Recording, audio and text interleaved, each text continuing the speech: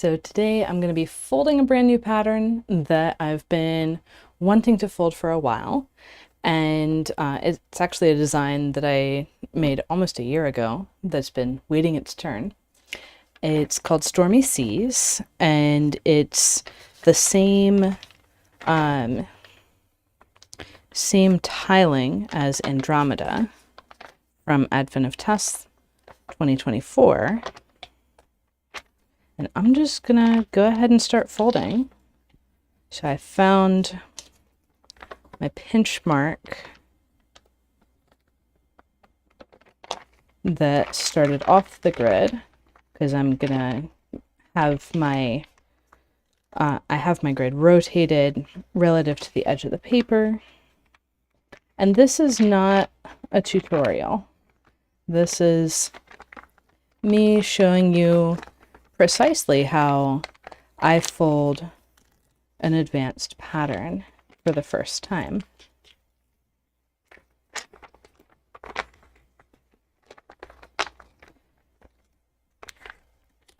And good morning, Nancy. So feel free to ask questions. I'm happy to talk while folding. And I am trying something different this time. I have headphones on. So if there's no questions and I'm just concentrating, I can play some music for myself. Y'all won't hear it because copyright issues.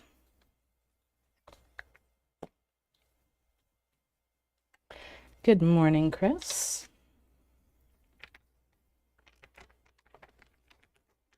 So this pattern, I think of as kind of a mashup between Andromeda and Funnel Weaver, two of the patterns from Advent of Tess 24. And the Funnel Weaver part is this closed hexagon, then closed triangle start in the center, followed by a hybrid hexagon twist. And that hybrid hexagon, let's see, these are the closed corners. I've got my crease pattern on my second screen there.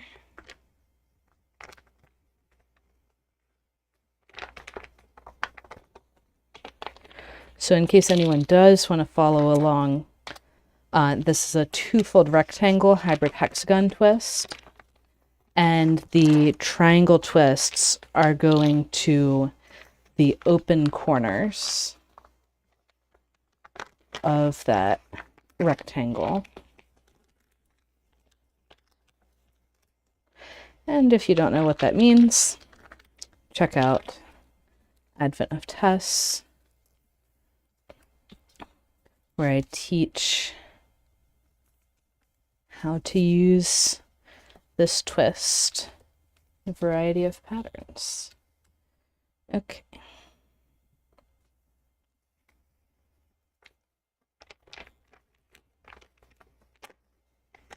So one of the things you'll notice that I'm doing maybe slightly different than I would in a tutorial video is I'm going ahead and folding the outer hexagon right away.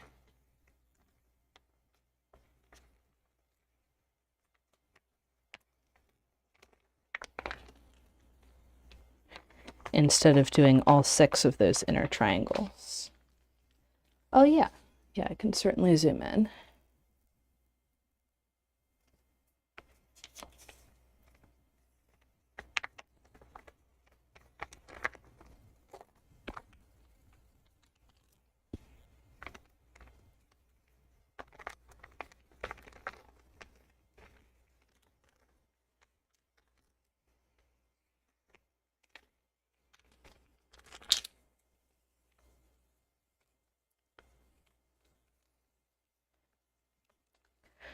So one of the reasons why this pattern ended up in the same tiling as Andromeda, instead of being a more exact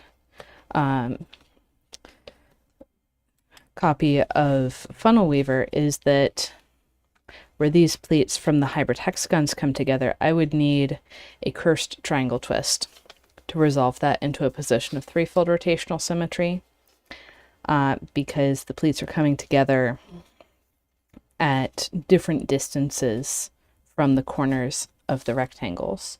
But because this is the same situation as Andromeda, that's going to end up being a rhombus twist. So I'll move on and leave that incomplete for now.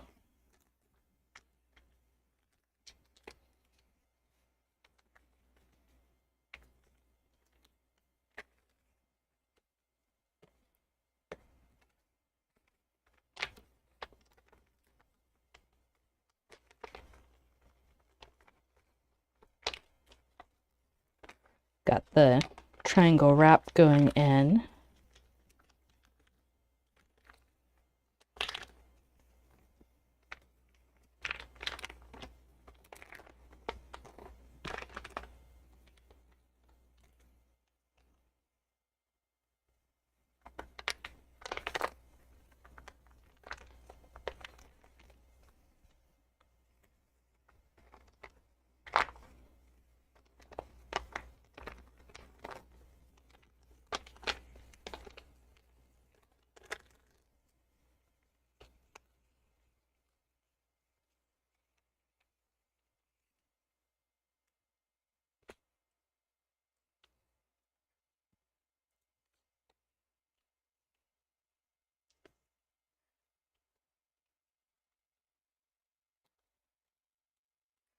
And so with this setup, you should be able to hear the paper crinkling, but not whatever's going on in my headphones. So do let me know if you're hearing any music from my end, because I do not want to deal with any kind of copyright issues.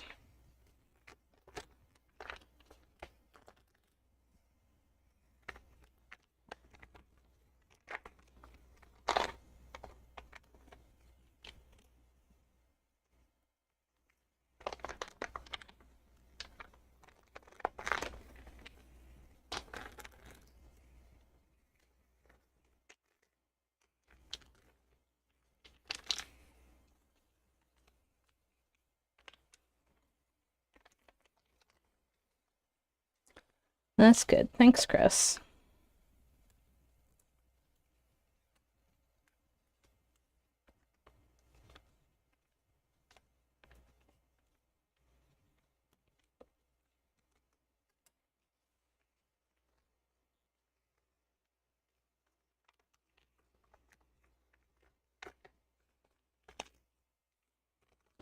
So I'm working on 64 grid divisions, which means it'll probably take quite a bit more than an hour to finish folding everything. And we'll see how much I decide to do in this session. I don't have any office hour to attend later, so I would be open to maybe 2 hours at most, which still might not get me all the way through folding this.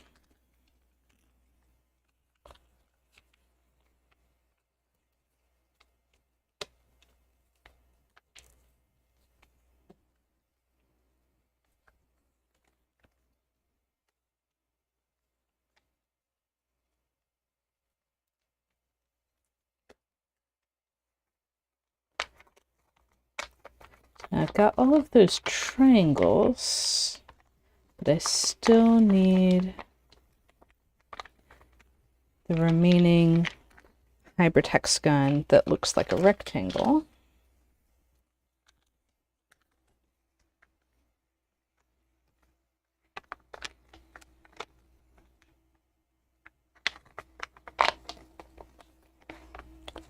and the triangle wrap on either side.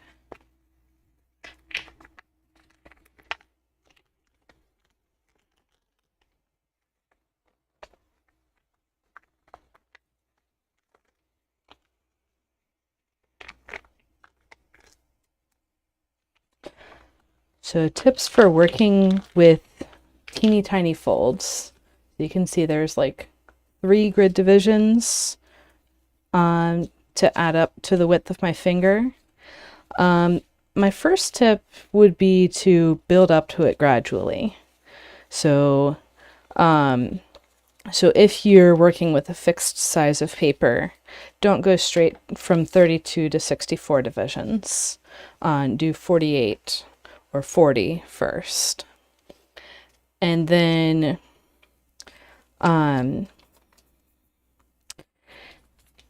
yeah, it's all the same moves. Just I mean, even in this case, I still can't quite reach around from the front and the back to where I'm working. So there's a little bit of extra complexity there. Right now, I'm going to add in my new rhombus on the triangle wrap.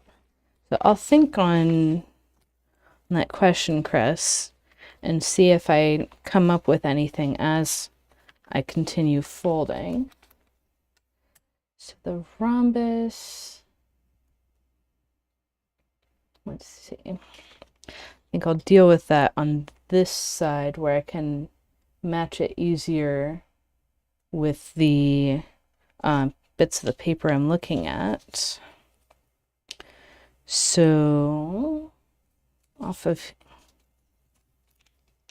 here, I'm going to have 2 triangles close together. That valley is going to hit one from the corner. Okay.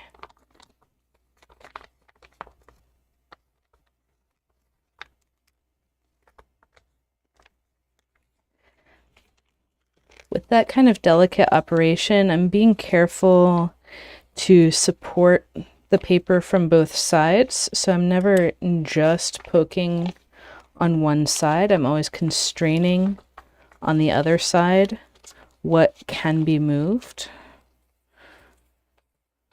Heck, even when I'm squashing, I'm using the table to constrain everything. Then I had this overlap down here. That is 2 more triangles, but this time 2 pleats spacing in there.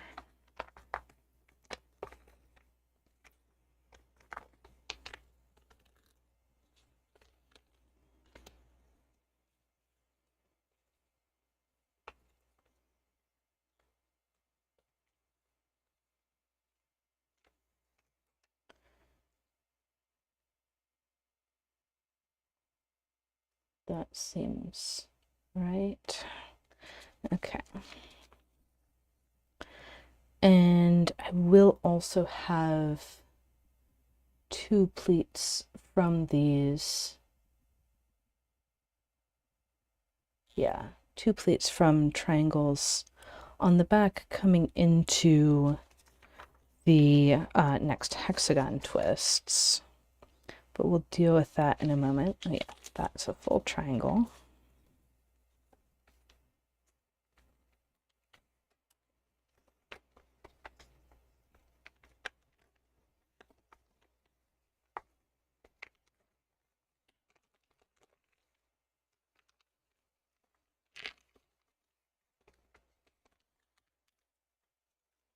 So for right now, as I'm working around, I'm doing the thing that I know has to be right there, and then I'm getting overlaps, and I'm resolving those overlaps. Now I can look at this overlap and say that has to be the same as this one. Therefore, I can go ahead and resolve it while I'm here.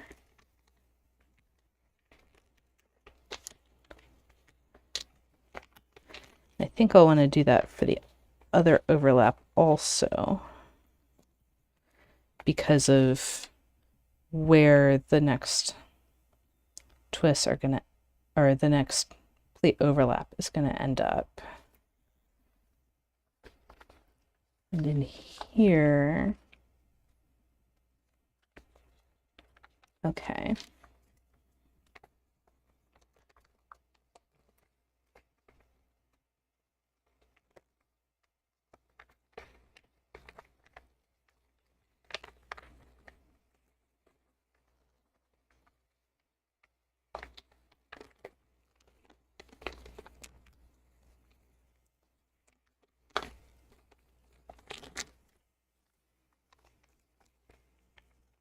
Need to make that corner of the rectangle under there happy.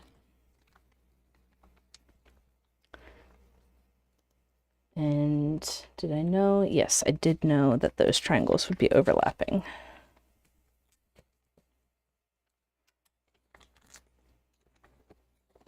I'm just going to make this pleat overlap a little happier. I'm actually going to turn it into a well, 2 pleat intersections of a closed hexagon,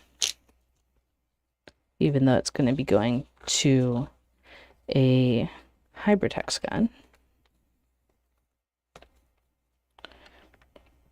And then for this next round around, I'm going to start with my knowledge of what's happening there.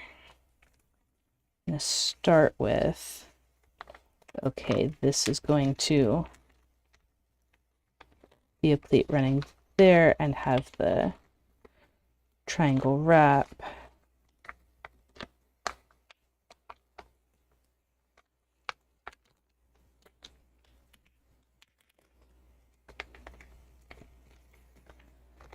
And get that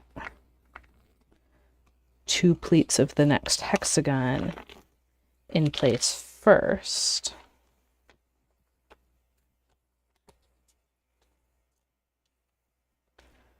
So this one, I knew I was going to need a nap, or sorry, apparently I need one of those too, a wrap, because it's headed to a triangle on the other side of the paper, like I saw up in here. And then when I come over and fold that triangle, then while I'm on this side, I want to fold my rhombus next, and my valley is going to come down through here, and it's going to a triangle on the other side. And while I'm at it, while this stuff is still fairly open, I may as well set up the next triangle and wrap, kind of like I taught in the Andromeda tutorial. Geez, these two are fighting each other.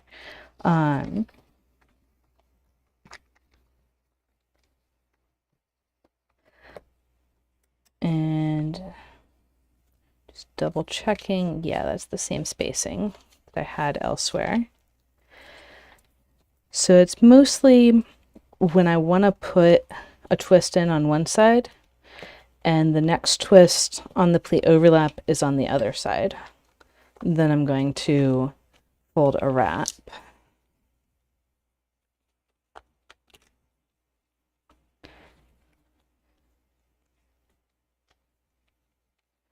And that's basically what it boils down to. And if it's going to be a triangle twist on the other side, it's always a triangle wrap. If it's going to be a rhombus twist on the other side, it could be a triangle wrap or a compound wrap. And if it's a hexagon on the other side, it's always a compound wrap, just because of how the angles work out.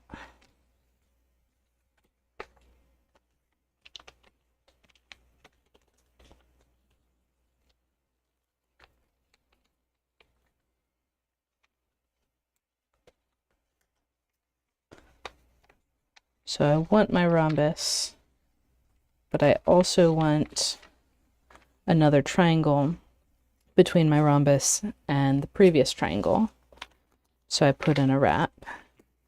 Then over here, I want another triangle on this side, and there's going to be yet another triangle between this triangle and the rhombus. So both of those are triangle wraps.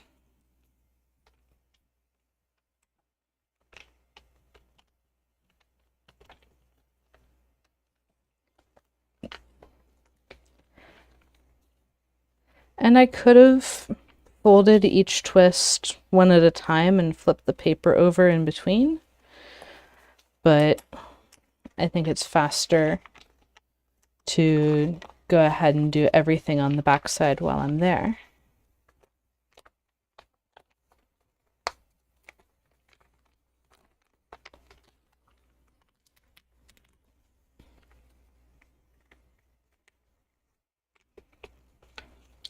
And one of the things that's an extra challenge for me with this pattern is that this is the second pattern I've ever folded in this tiling, the galaxies tiling. So when I did not Andromeda, but the alternate ending, whatever that pattern name was, I did it as a live stream in the fall, and that one I was based on this tiling, but slightly different.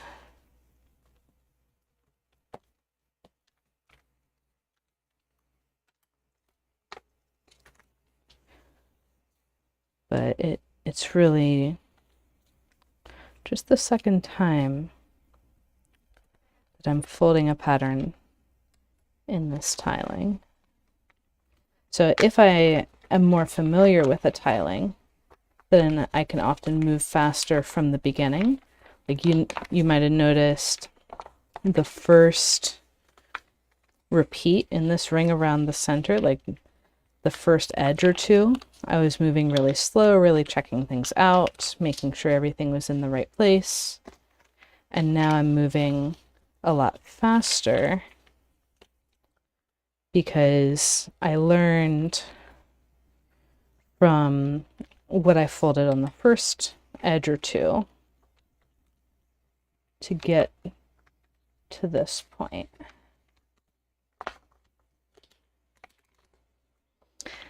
This one, I'm going to go ahead and just do the rhombus and then the triangles, because those triangles are kind of tucked up under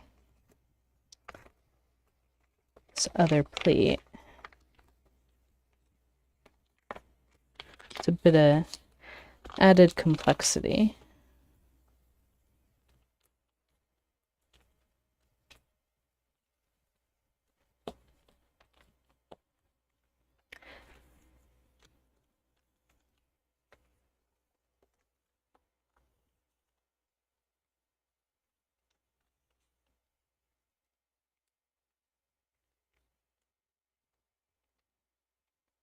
Now I've gotten all the way around the center.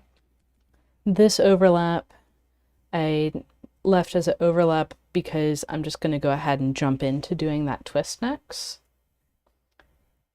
And I'm actually going to look at the tiling real quick.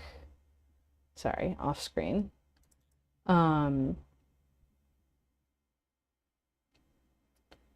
And I don't...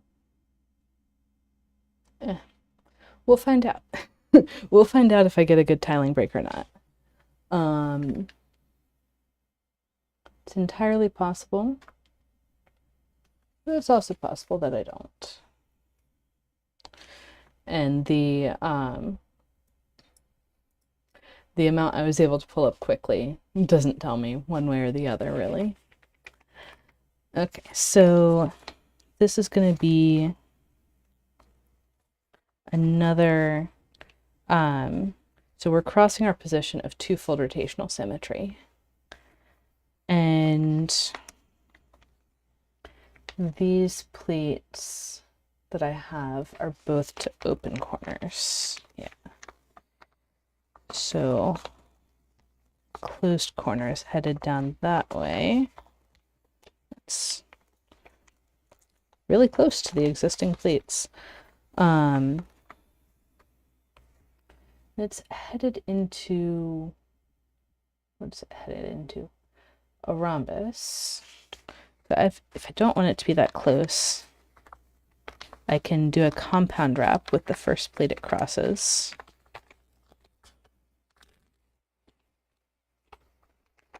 And that shifts the pleat one spacing away, which I strongly prefer.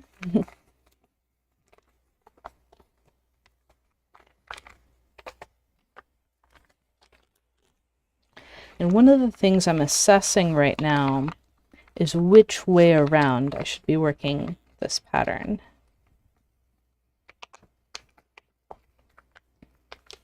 Then on this side, let's see what happens on that side. Another rhombus. Okay, both the closed pleats go to rhombus twists. Okay, can work with that. It's going to be another compound wrap.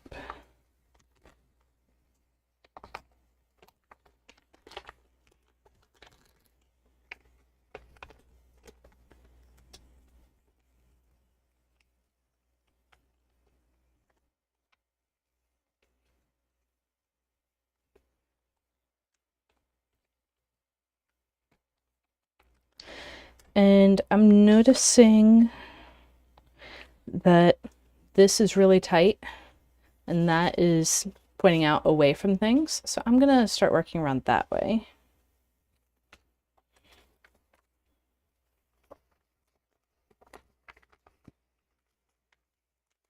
In either of those directions, I have the pleats needed to make a new rhombus twist.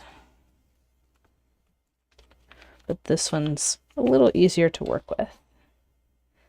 And then, so my threefold position is in there. I've got a hexagon area with 2 grid spacings per edge to work with. And so, and it's going to be triangle twists on one side, rhombus twists on the other.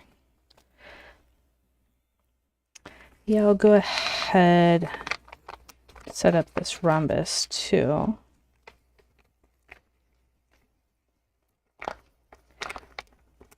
And I'm mostly just setting up that rhombus now because I can resolve the next overlap here into a half hexagon tube.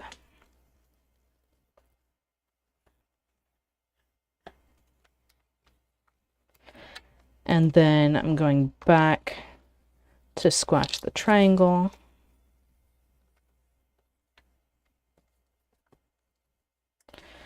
And then getting into the next copy of this hybrid hexagon.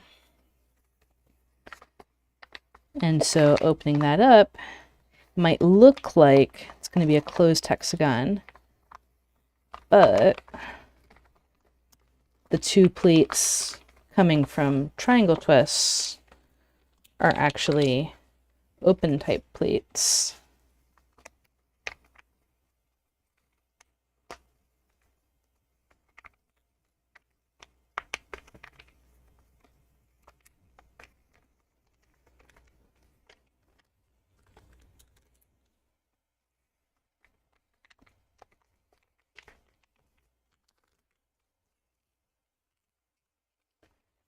And then I did a compound wrap in there.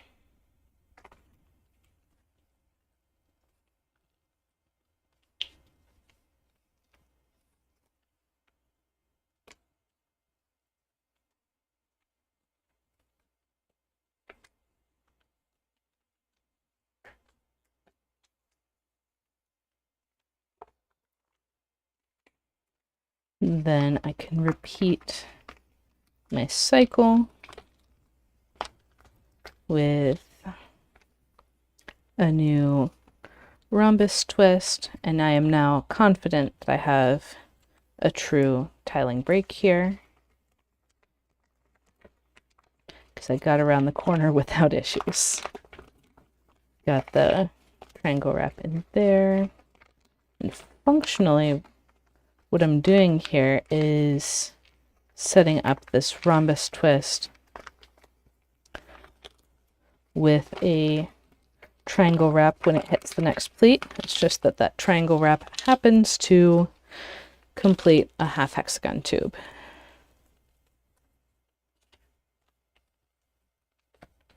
Very convenient the way the pleats are working out there.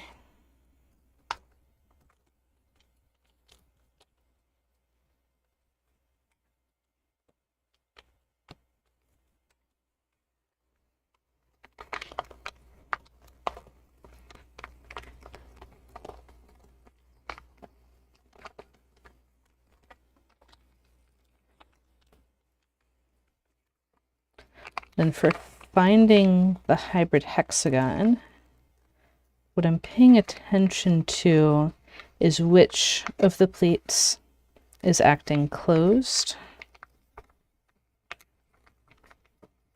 and which ones are acting open. Like I mentioned earlier, the closed pleats are going to rhombus twists, and all of the open pleats are going to triangle twists. The slightly tricky bit is that these twofold hybrid hexagon twists, so local twofold symmetry, are not global twofold positions in the pattern. So the triangle twists that one side of the pleats are going, of the open type pleats are going to, are triangles on the front, and the other side are going to triangles on the back. So you see the little holes here and here. It's not actually going to those triangles.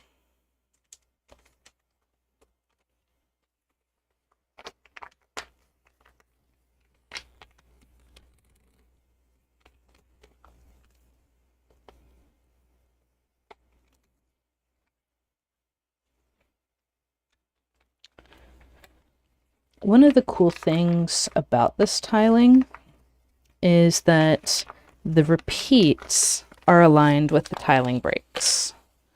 Very convenient, or rather, it's my preference, my personal preference, to have pleated borders and to have the repeats aligned with the pleated borders. So in that sense, it is very convenient for the repeats to be aligned with the tiling breaks.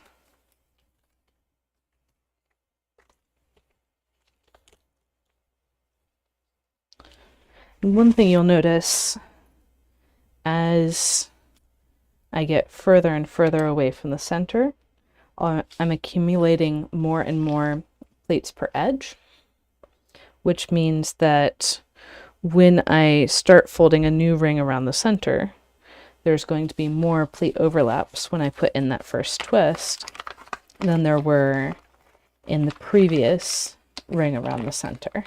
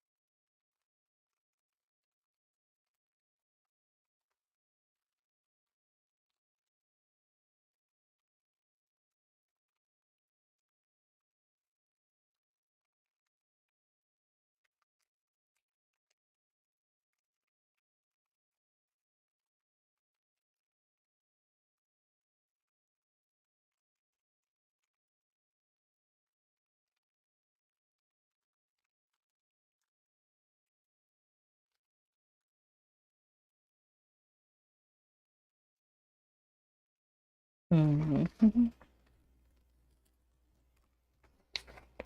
Here we go.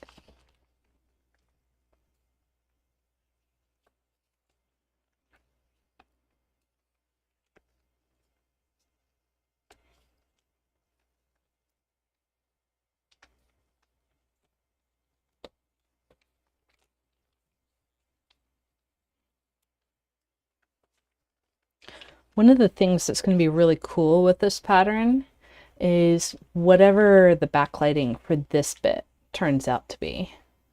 I'm not sure exactly what it's going to look like, but we've got this kind of S curve with spikes in the middle, and that's a high density region right in there.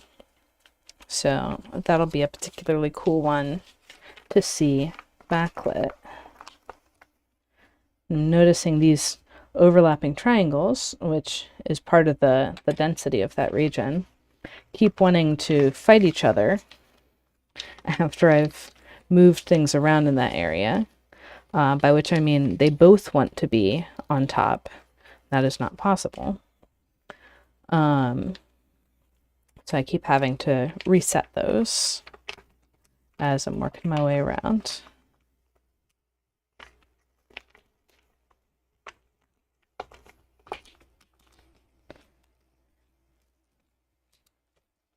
And I'm noticing an extra pleat that I haven't had to deal with showing up. I'm gonna have to deal with that for the entire next edge. Let's see, I think I want to open that to put in the half hexagon tube.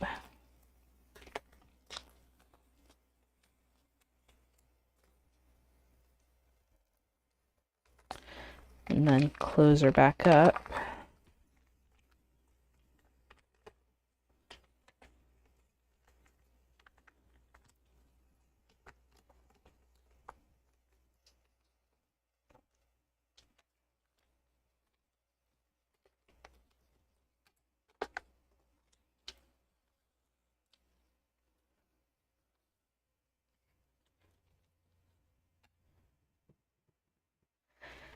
Wonder what would happen if I went ahead, put in this rhombus.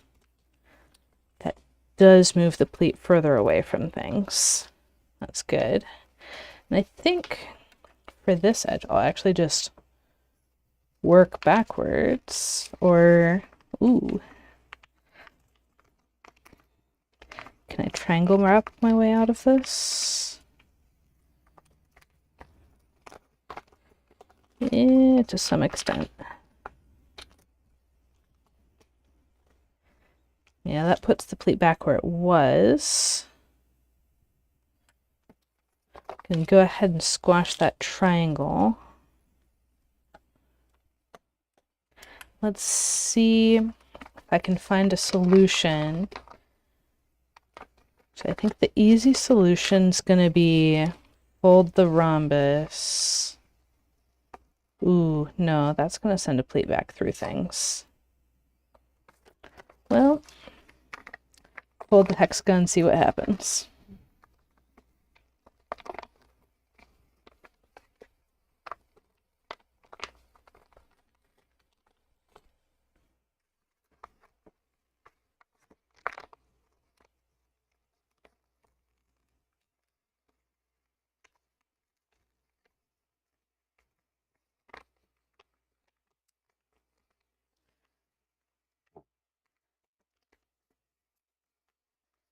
So it's looking like a fully set up both the hexagon and the rhombus. Maybe do a little bit of squishy squashing.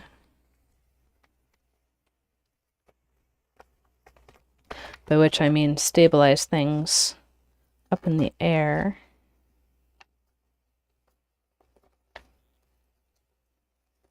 And get the rhombus mostly good. And then come back to the hexagon. Or rather, the rectangle hybrid hexagon. and squish and get that good. And now I'm feeling it's all good enough to press. Okay. So always a bit of a conundrum when you're dealing with dense spacings and coming back around to the start. And then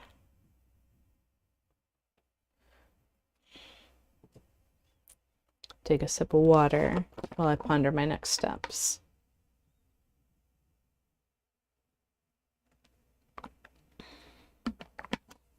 I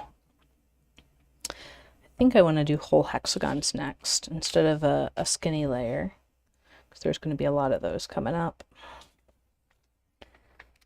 And so I'll start the triangle twist on this side here, and I knew the spacing because it's tube plate spacing.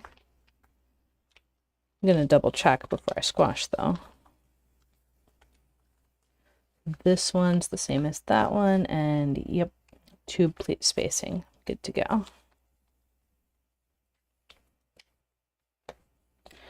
And then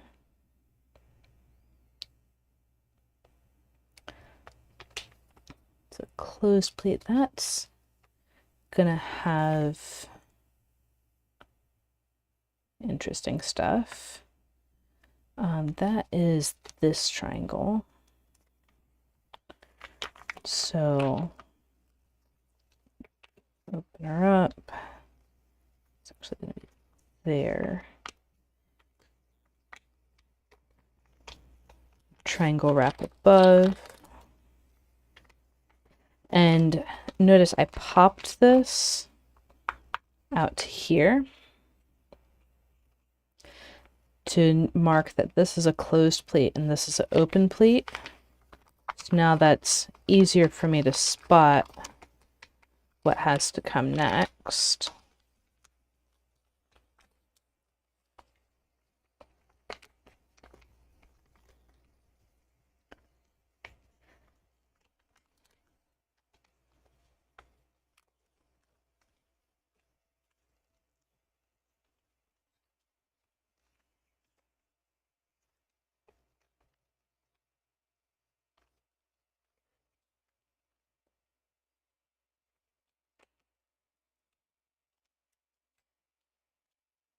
We're making really good time here. So we're going to see quite a bit of this pattern. Okay, so that's closed triangle on this side, but I'm going to have the next twist on the other side. So I'm wrapping.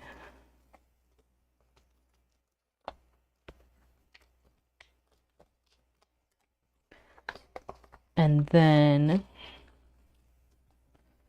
so these two are the same as these two. My next one is going to be that one. And so that's a closed type plate. That's an open type plate. I'm going to have triangle wrap in here. And since it's part of those overlapping triangles, I'm going to be very careful to put that wrap on the outside of the layers. And then this one's feeding up into, like, kind of towards the center. So that triangle is going to be on this side.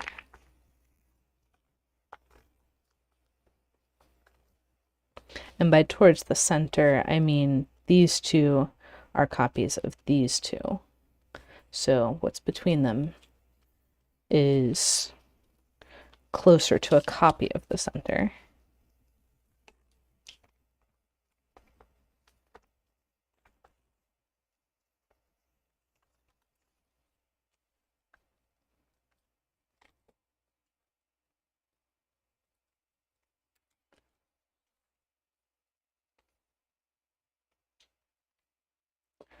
And then squash both triangles. And this is going to be an easy round around the center, looks like. Because the next thing is a repeat of the very center, that closed hexagon.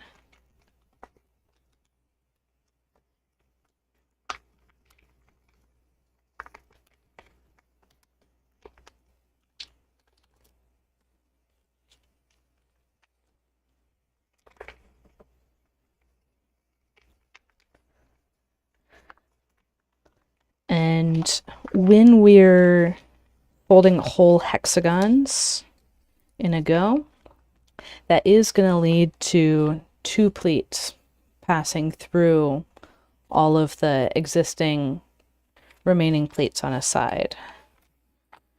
So that's something that could be alarming if you're not anticipating it. But it doesn't have to be.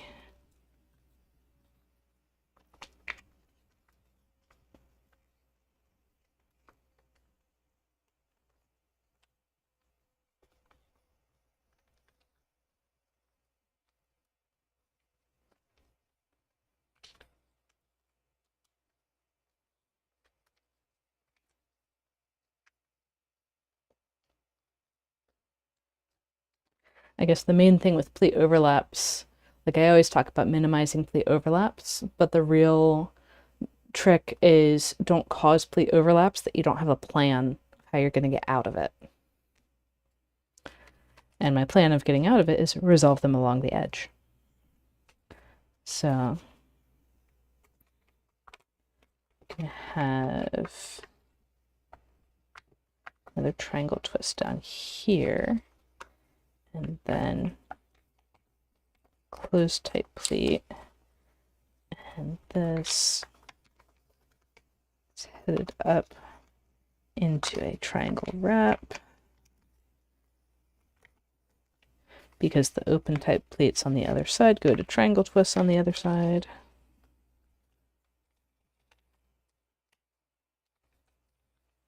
The other side relative to these closed triangles closer to the copy of the center.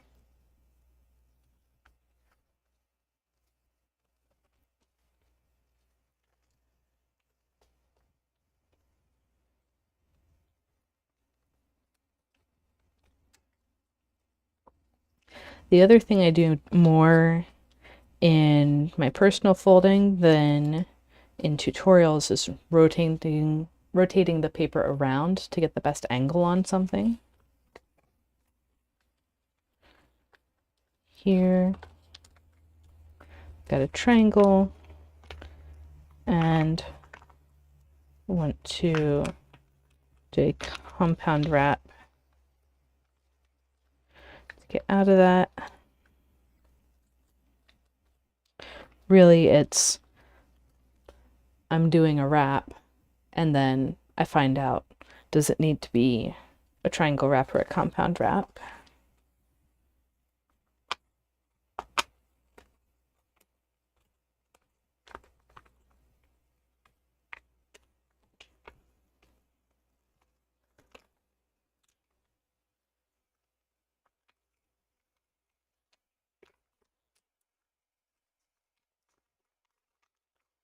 So here on this end, the open pleats of this hybrid hexagon are going to triangle twist on the opposite side.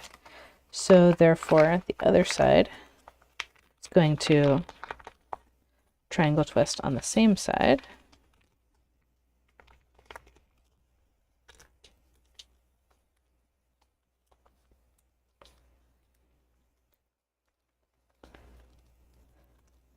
Making sure that everything is flat and happy to be flat before I squash. The particular thing I want to make sure is happy to be flat is this triangle wrap under here, because there's a lot of things it could get stuck on.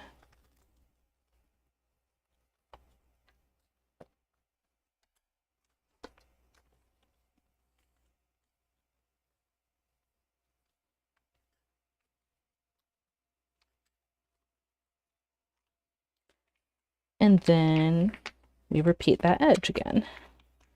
Another copy of the center twist.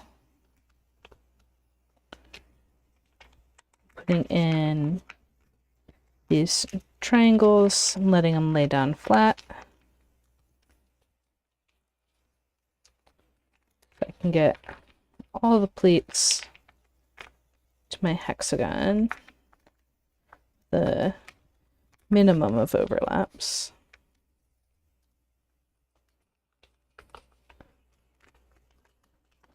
And in this situation, minimum doesn't mean small number.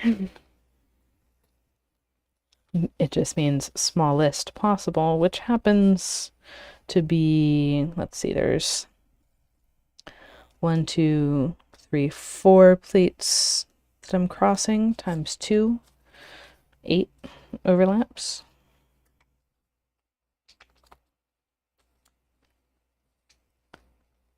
But it's not 10.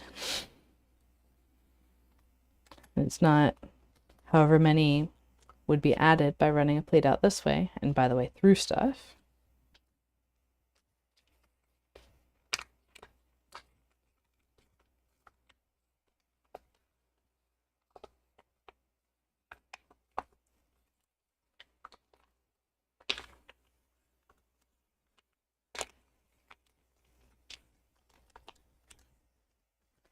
And you'll notice the number of pleat overlaps is going to decrease as we work our way along the edge. So here I've got 2 triangles set up along with my hexagon, and then I have 2 additional pleats that are each getting crossed twice, so 4 overlaps. So we went from 8 to 4, big improvement.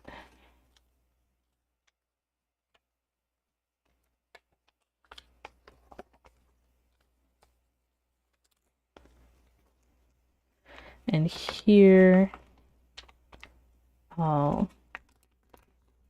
put in that compound wrap. Notice I didn't have to open the wraps on the other pleat, or the overlaps on the other pleat.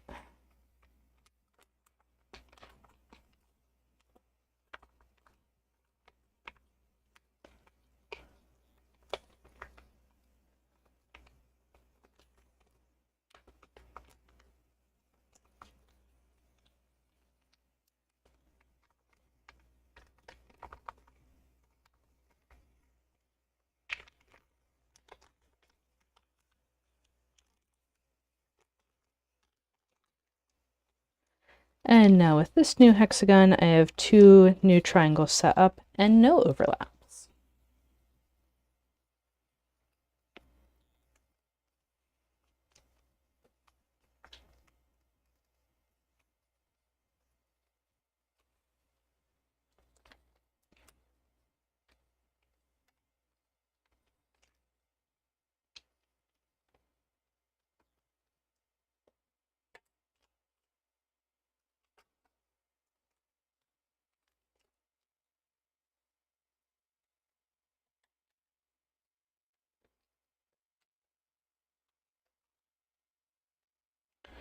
And now I repeat again.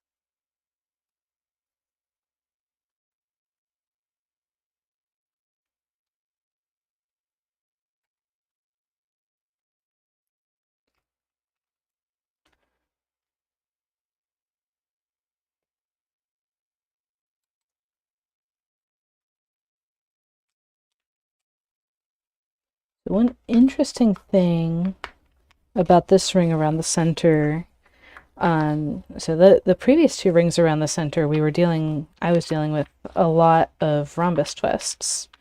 This ring around the center has none. So it's like I'm working in a hexagons and triangles tiling. So that's kind of part of the secret of what's going on in this tiling, is that some areas where there would be a hexagon and triangles have just been swapped out for rhombi and triangles. Yeah. Thanks, Nancy, for watching so far, and hope you have a great rest of your day.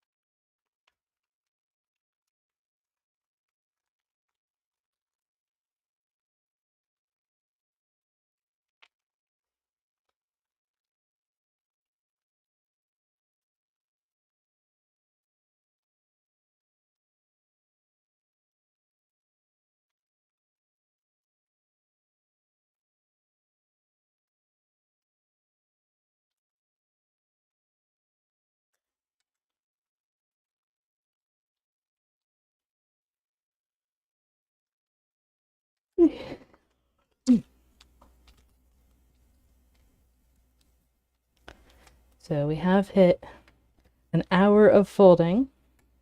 This is what I've got to show for it. I'm going to keep folding for a bit, at least until I start the next ring around the center. I don't know that I'll finish the next ring of the center on camera, but I'll definitely share photos of the finished thing, backlit front and back, on my Instagram stories. So I'm gathering folds over there too.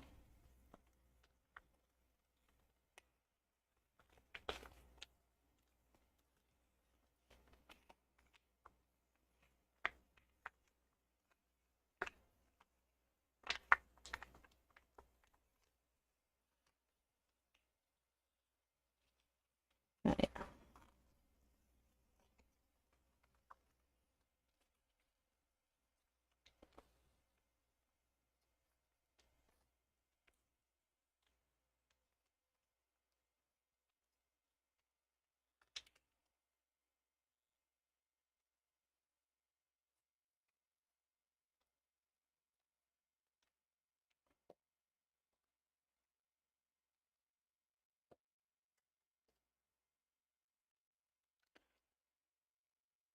We are coming around.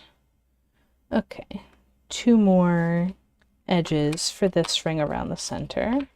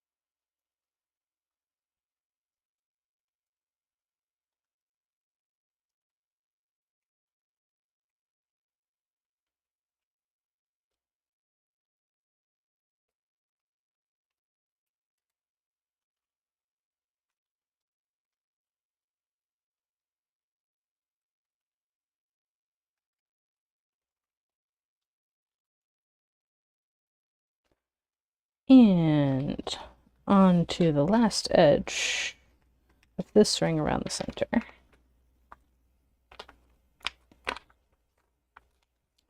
I'll probably just be doing one more ring around the center for the whole piece.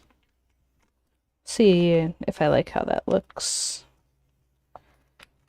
But I'm guessing there will still be rhombi to resolve. I might do a little bit more. It's tricky because either I'm going to have rhombi to resolve or half hexagon tubes on the edge. Because out in those areas, you don't get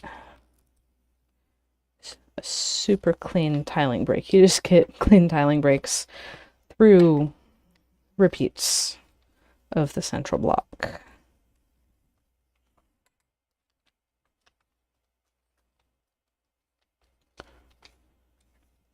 Which is slightly annoying, but we'll see. Part of it is also that I'm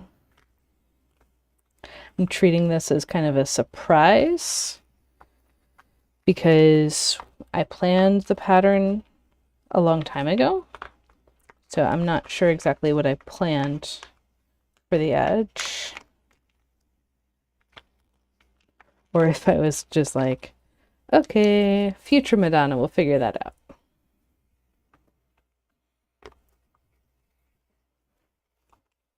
So we shall see.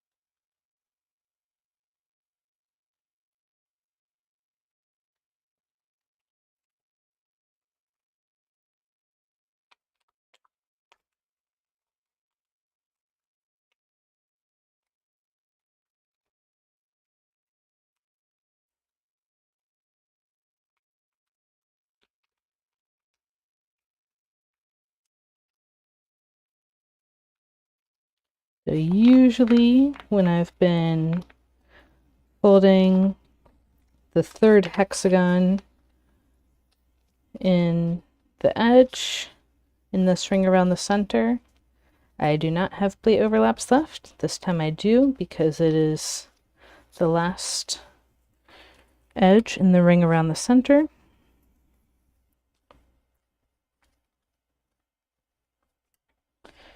And so I'll still need to fold the copy of the central twist to resolve all the overlaps.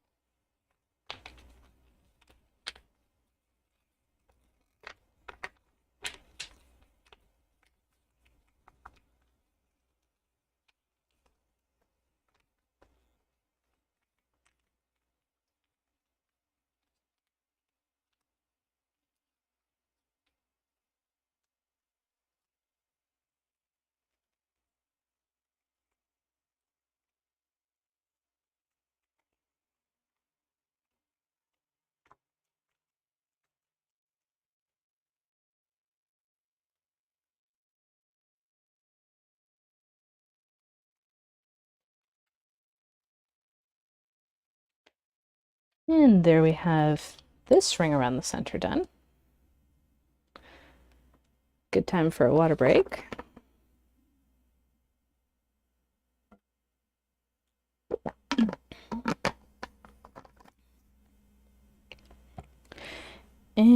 to start folding the next ring around the center, which is going to complete the motif, and we're going to run into some rhombi, I'm pretty sure.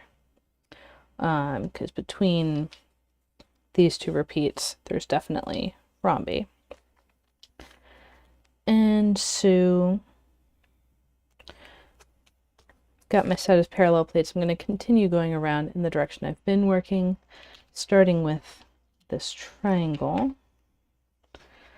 I'm going to do a full hexagon at a time, so I'm setting that triangle up but not squashing it, then setting up the hybrid hexagon twist that goes next to it.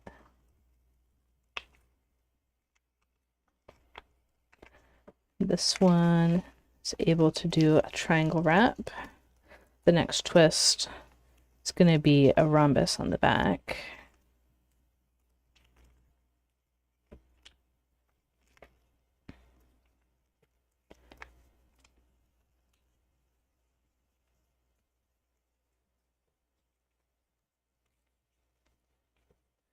Maybe I will have a nice plate overlap, or sorry, nice tiling break. We shall find out. I think what's going to happen is I wouldn't have had a nice tiling break, because, yeah, that overlap is going to be a rhombus on the back in the end. And I'm just going to make those into triangles, because I do not have enough grid for another full ring around the center. And then it's going to be my rhombus. I need to open up that. That looks familiar. So it's a copy of this. So those are going to be two triangles.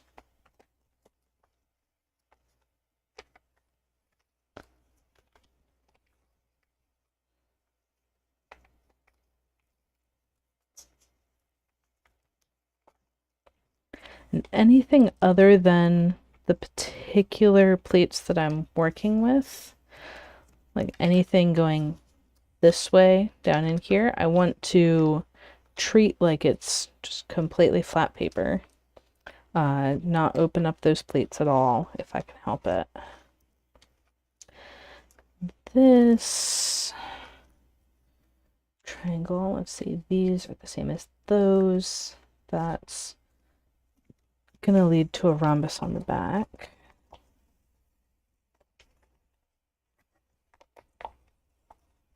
So I'm flipping the plate.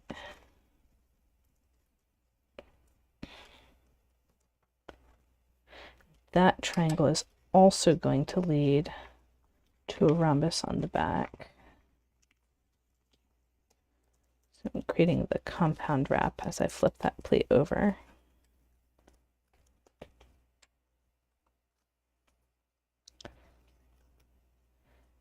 Then I have, you know what, I'm gonna go ahead and do both of those rhombi. Compound wrap here, and this one I'm gonna set up as a triangle, actually.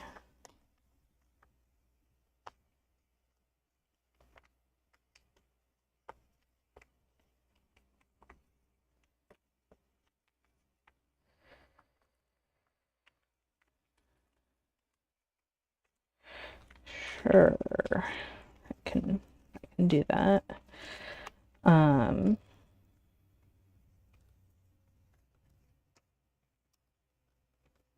Yeah, some weirdness going on in there. And I do want to squash that triangle before anything else weird happens, but I think I need the next hexagon twist to see exactly what the weirdness is going to be. Okay, that's going on there.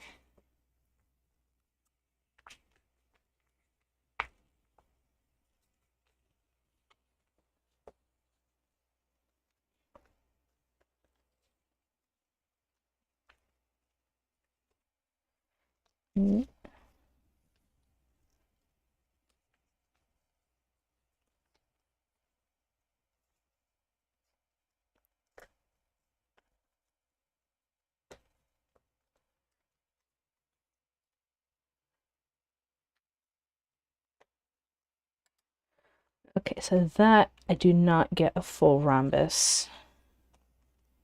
I'm going to squash as a triangle. And then this one was always going to be a triangle.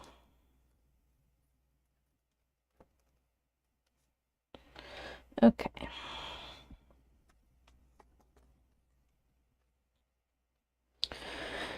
So then the first 3 plates are going to feed into a new hybrid hexagon twist.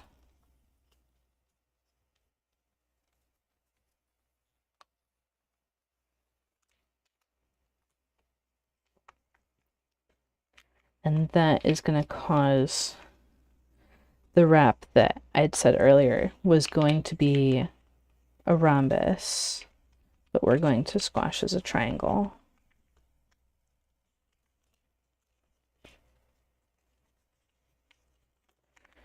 Because I'm getting real close to the edge of the paper. There we go. Everything is happy to be where it is.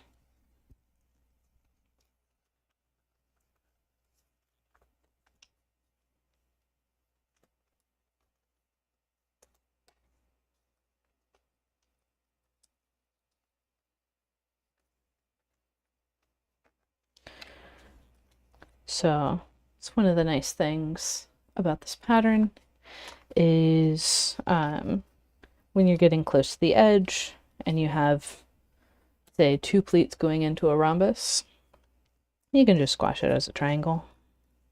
Not a problem.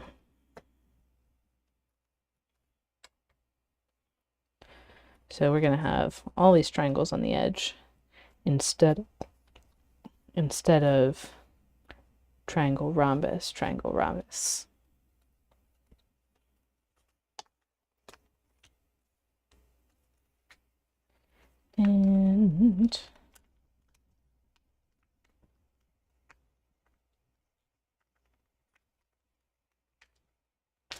And here's, this is the one I think I was specifically talking about.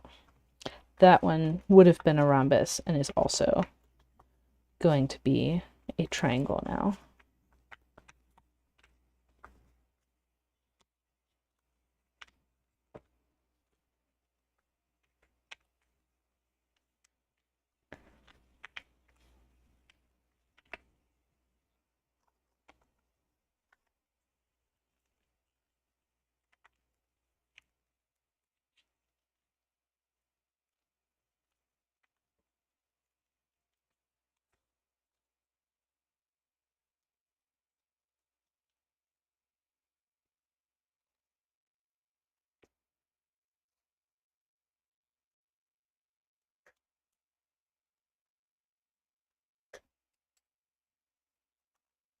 So I'm going to go ahead and make that a triangle instead of a rhombus. But this one will be a rhombus.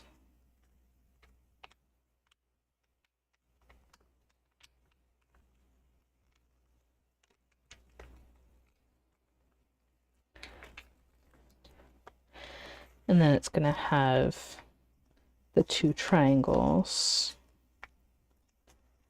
off of that overlap.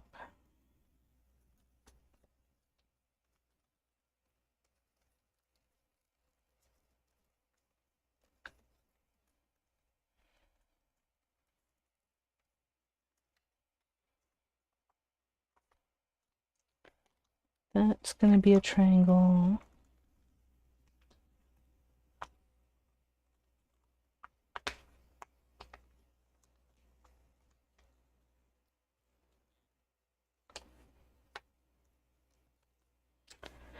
And that's also a triangle. Let's see. Yes, also a triangle.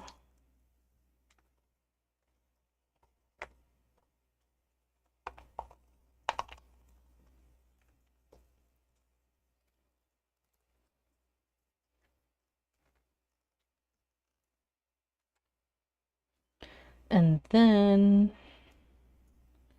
in here, let's see if I can figure out a better way to do it this time. The benefit of hindsight, but so I know this one's going to turn out to be a triangle and that one's going to turn out to be a rhombus. I'm going to deal with this one on the inner side first.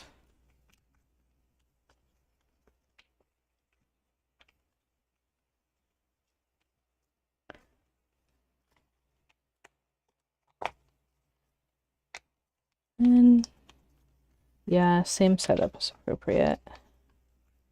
So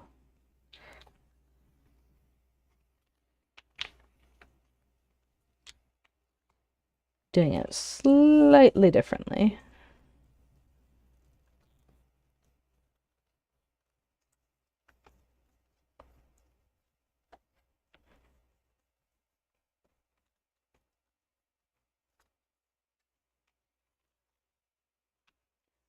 And then